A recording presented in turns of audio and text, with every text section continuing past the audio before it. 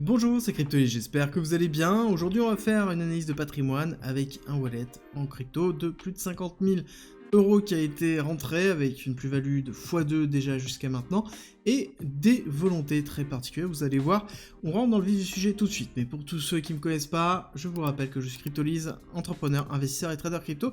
Et on va parler d'un profil aujourd'hui, d'un membre du groupe privé qui m'a partagé son profil en lui-même et dans lequel nous avons donc un net worth actuellement dans ce qui m'a partagé de 119 000 dollars avec plus de 100 000 dollars enfin 100 000 euros pardon, en crypto et en stock nous avons 17 000.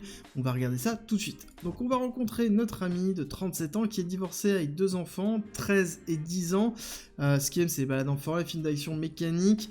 Il est chargé de banque il est chargé de clientèle à la banque, 48 000 euros par an, pardon, et il a eu un héritage de 70 000 euros. Il est propriétaire avec un prêt IMO en cours. Il a fait justement des investissements avec 17 000 dans le MSI World, donc c'est la partie action qu'on a vu, on va aller regarder ça tout à l'heure.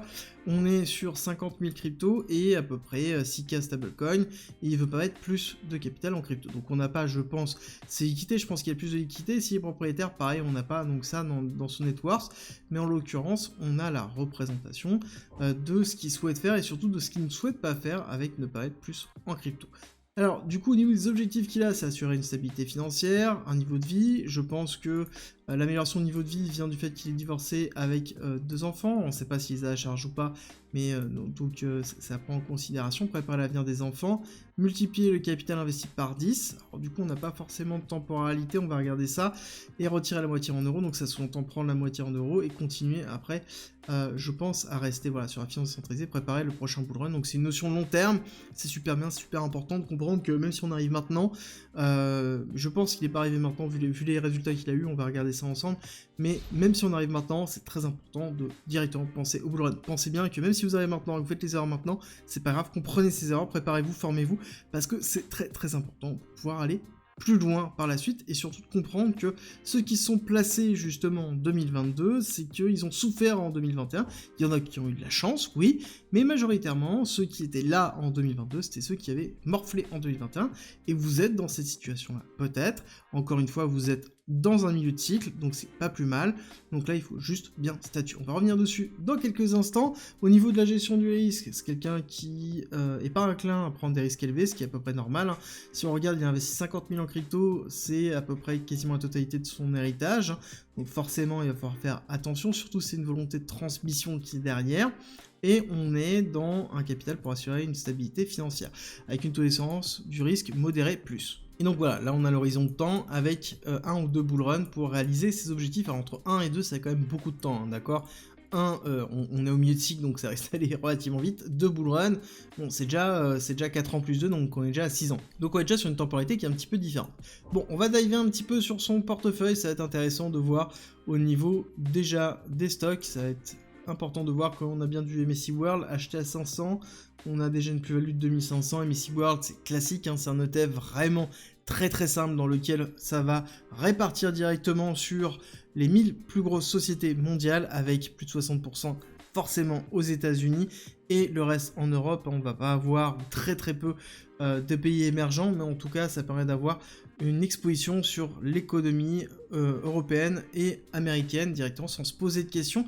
Et il suffit d'avoir une stratégie de DCA, je pense que c'est un petit peu le cas, on voit les amounts de 34 pour un average cost, donc je pense que c'est une forme de DCA ou de DVA qui a dû être fait, et donc on voit bien qu'on a 72% des États-Unis, ce qui est logique hein, forcément, parce que c'est la majorité des actions qui sont dans la MSCI World sont quand même dans le S&P 500 et le Nasdaq, et donc on retrouve ça.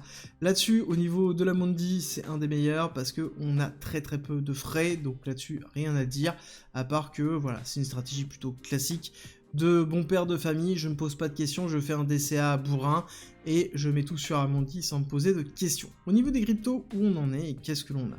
Alors déjà, c'est intéressant au niveau des cryptos, c'est intéressant parce que là, on a l'état actuel de son portefeuille qui est représenté par énormément de plus-value. On a 24 000 $ de plus-value sur Solana, Solana acheté à 24 $. C'est pas quelqu'un qui est arrivé aujourd'hui, hein. Les 24 $, c'est quelqu'un qui est arrivé fin 2022, début 2023, je pense courant 2023, 24 $, c'était à peu près ça avant d'avoir la grosse rupture mi-2023.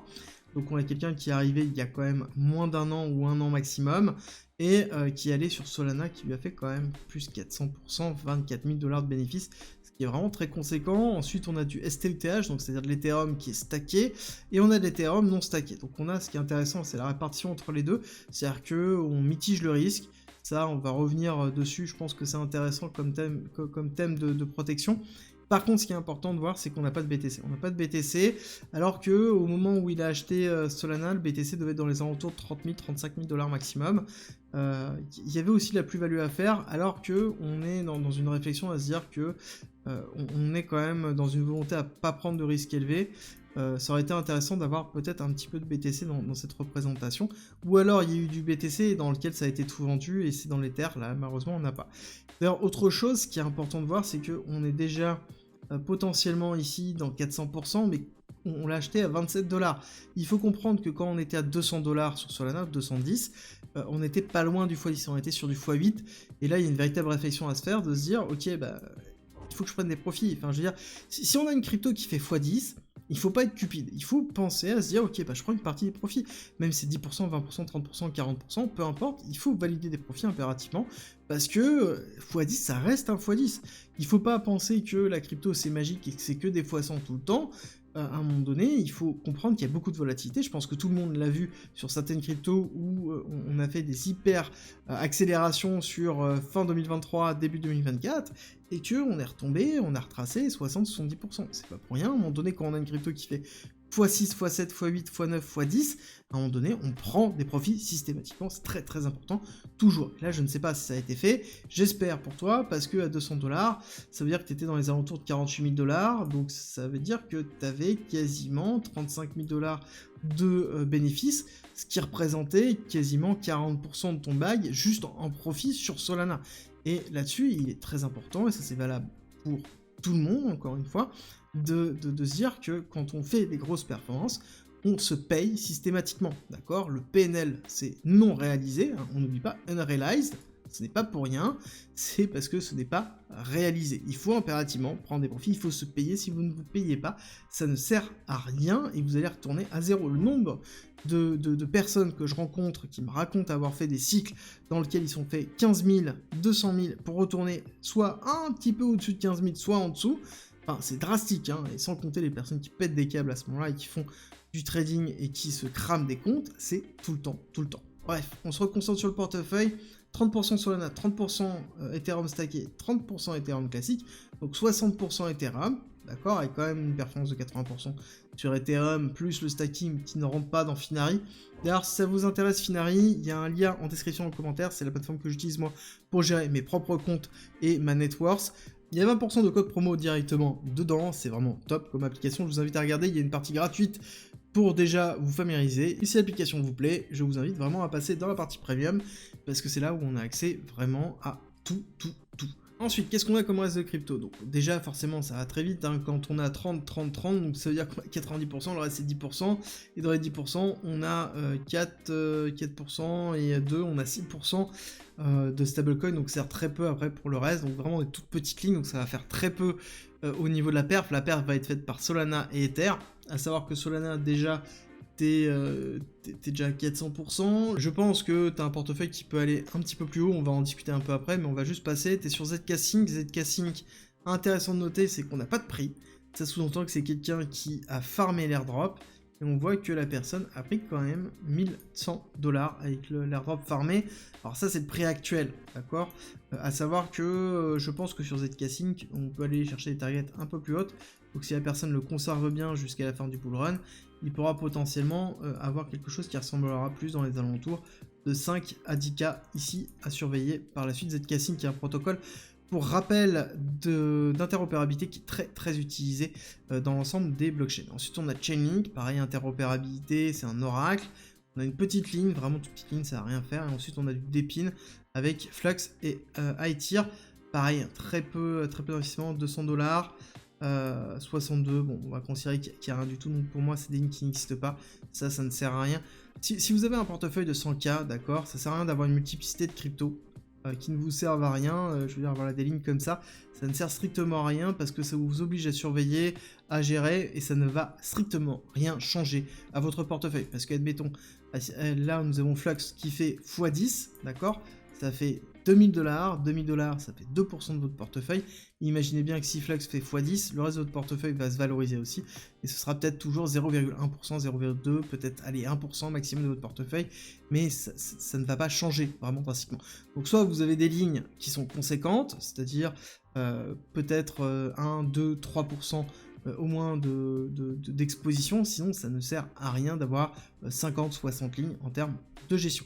Donc ça veut dire que l'ensemble du portefeuille va être géré par Solana, hein, donc on a 60% sur Solana, et 60% sur Ether et 30% sur Solana. Solana, dans lequel on a déjà fait une grosse performance. Solana, je pense qu'on peut aller chercher, je vous invite à regarder une vidéo, mais on peut aller chercher encore des performances qui sont assez conséquentes, hein, potentiellement encore aller chercher un x2 sur le prix actuel. Donc ça veut dire que tu pourrais arriver pas loin de tes objectifs là, sauf que Ether, bon voilà, Ether est en sous-performance depuis un certain temps, il faut voir comment ça va réagir. Notamment, on a eu l'ETF spot Ethereum qui est arrivé, on a un petit peu de liquidité, mais il faut voir comment ça va se gérer. Clairement, la véritable question qu'il va falloir te poser, c'est comment tu vas gérer ta stratégie de sortie, d'accord? Donc là, je pense que tu n'es pas parti pour racheter, tu as un petit peu d'USDT et autres, mais je pense pas que c'est pour faire du renforcement, ou à ce moment-là, peut-être aller choisir une ou deux lignes supplémentaires dans des narratifs que tu n'as pas, c'est-à-dire que là, ta narratif interopérabilité layer 1 et un petit peu de RWA sur Maple prend très très peu, et après Flux et Ether, et voir si tu veux renforcer peut-être une ou deux cryptos dedans. Ça peut être intéressant parce qu'on a des altcoins qui ont quand même bien dégringolé au moment où je fais cette vidéo, donc il peut avoir un intérêt dessus, mais dans tous les cas, là, c'est surtout ta stratégie sortie qui va falloir structurer. Encore une fois, n'oublie pas, si vous ne prenez pas de profit, vous ne gagnez rien. Et d'ailleurs, si vous n'avez pas de stratégie de sortie, je vous invite à regarder la méthode d'investissement que j'ai mis à disposition en commentaire en description, qui vous aide, dans lequel c'est 4 étapes très importantes, dans lesquelles en effet une des étapes c'est la stratégie de sortie qui est très très importante. Si vous ne le faites pas, je vous le rappelle, vous allez sortir avec rien. Ne soyez pas cupide, ne pensez pas que ça va to the moon. La cupidité, c'est la source d'échec de toutes les personnes qui ont fait et qui ont loupé leur premier cycle. Ne l'oubliez pas, ne faites pas cette erreur là, et regardez dans les commentaires, je suis sûr qu'il y a des personnes qui vont partager ce qu'ils ont vécu dans les cycles précédents. Regardez ce qu'ils vous écrivent, regardez, apprenez de ceux qui ont souffert et ceux qui ont été avec moi depuis le début de la chaîne et qui ont passé tout le bear market avec potentiellement des cryptos qui étaient en négatif. Ça a été très compliqué, donc encore une fois, apprenez des erreurs. J'espère que cette vidéo vous a plu, si c'est le cas, n'oubliez pas, likez, partagez et abonnez-vous, et on se retrouve très vite.